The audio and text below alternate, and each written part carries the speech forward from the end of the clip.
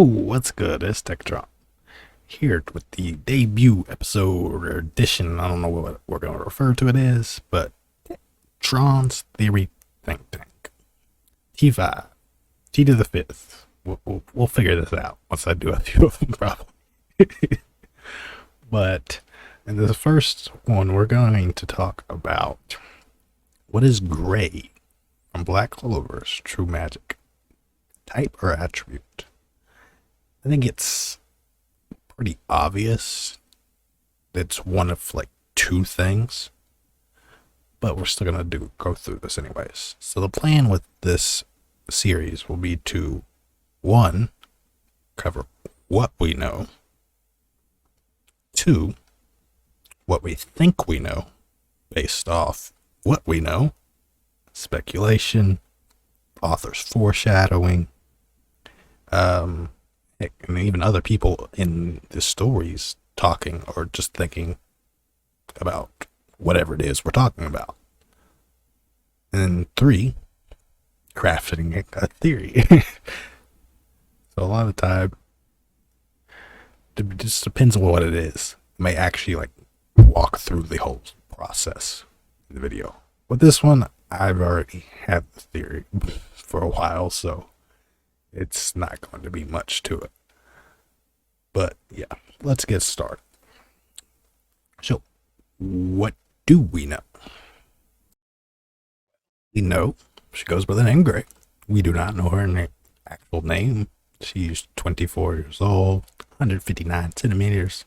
It's birthday of February 20th. Oh yeah, she's also 25 as of now, not 24. The current part of the story. AB blood type. And she likes transforming and completely becoming that person, along with milk. Even when you saw her as the big burly dude, was often drinking milk. So yeah, at the start of the story, back when Asta first visits the hideouts, we always see Gray as the big burly person. Doesn't say much unless she was transforming into another person. Then she would talk. But yeah, we also know she's incredibly shy.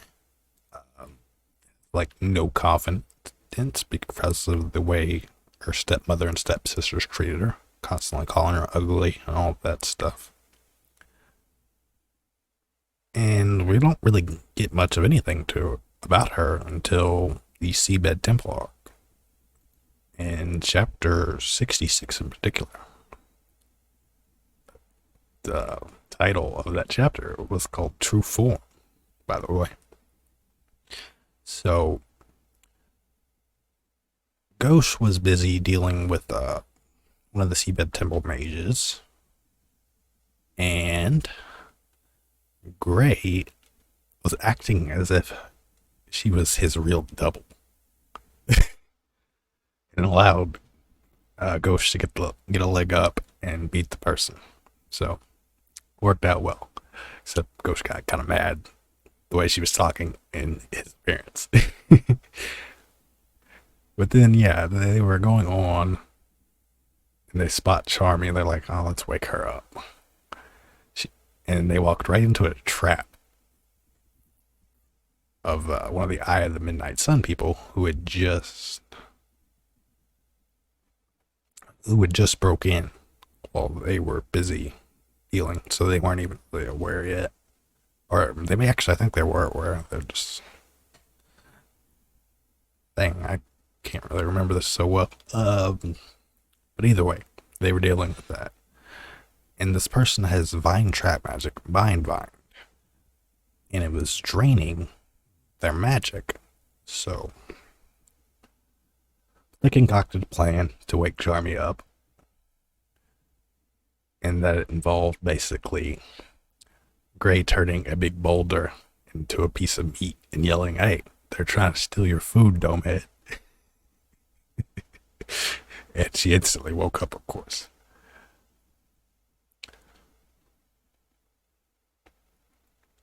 But later on, few pages later in that chapter, we get some important lines and emphasis in these lines that I never noticed till I was rereading this arc.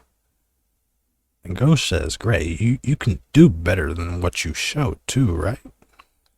I've seen other guys use magic to transform themselves, but I've never seen magic that transforms other things. Other things is emphasized here. It's bolded. But anyways, as you go on to that chapter, eventually, she's like, oh, yeah, I'm out of magic. And then we see her in true form as a short, blue-haired shy girl. Also, in this arc, just a few chapters later, or a couple, I should say, not a few, you've got one of the Veto has his arm and side wiped out by Noel's sea dragon roar, and he's able to regrow it. And this completely shocks Yami, the High Priest Gifso, who have been watching the game that was going on before Veto and the Eye of the Midnight Sun cronies interrupted. And he says something. It's like, the best, even the most powerful recovery spell can do is close wounds. This is something I would have never really thought about until getting back here to reread this. Yeah, interesting words by Gifso there that would not only foreshadow Nero coming into the story to be able to close or seal wounds, but also, once we fast forward almost 200 chapters later, in chapter 243, once Ghost had been had that sword driven through him by Dante, Gray and Vanessa are looking on at him, and Vanessa mentions, this is awful. He won't last much longer. Nero could seal the damage, but she isn't here. Even if she was, this particular wound might be out of her league. Now, I'm not entirely sure if that's true or not, but with exactly what happened here, all she could do is seal the wound. That doesn't fix anything internally. Like, this went through his body. It's like the majority of his torso. So, we can't say for certain, but I'm not sure she could save his life.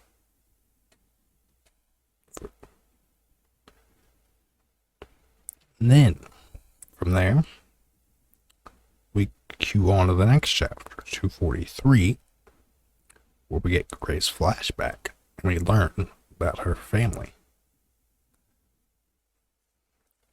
Or at least her step family.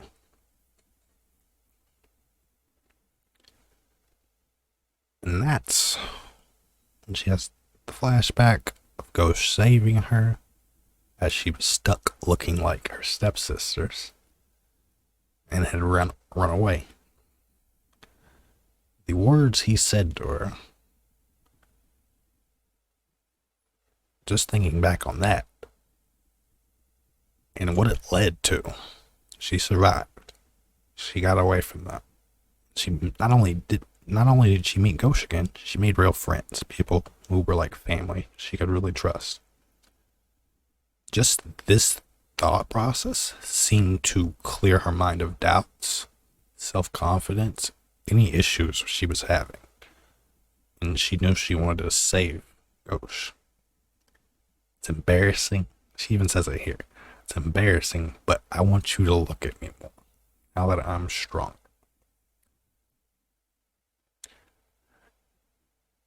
I don't believe she gained a new spell here at all either. Sometimes you get a spell and like it's blatant that it's a new spell. Sometimes you don't in this series. So, I don't know. I don't believe it was a new spell. I think she already has her set spells. She wasn't even using them properly. Or to their full potential, let's say. Alright. And when she seals, just doesn't seal it, let me say. When she does her spell, the sword disappears. So, I missed this topic back when we were going over 66. The way it was presented then made it seem as if she couldn't turn nothing into something, and also couldn't turn something into nothing. So it wasn't stated, but that's just kind of the way it seemed, and how one could have inferred. So we have that broken here. We have her closing up a wound, or at least that's what we just think she did at that point. And then Dante states, "Oh, another arcane state." So he claims it. I'm inclined to definitely believe it, and I'm sure our recovery mage Owen would agree. Let's see. Once it comes to chapter 261, and she asks him to take a proper look at Gauche, because his lines here are, did he really get run through with the giant sword? Because this is beyond recovery. His very tissue has been reassembled. And he's just like, the true nature of your magic may not be transformation.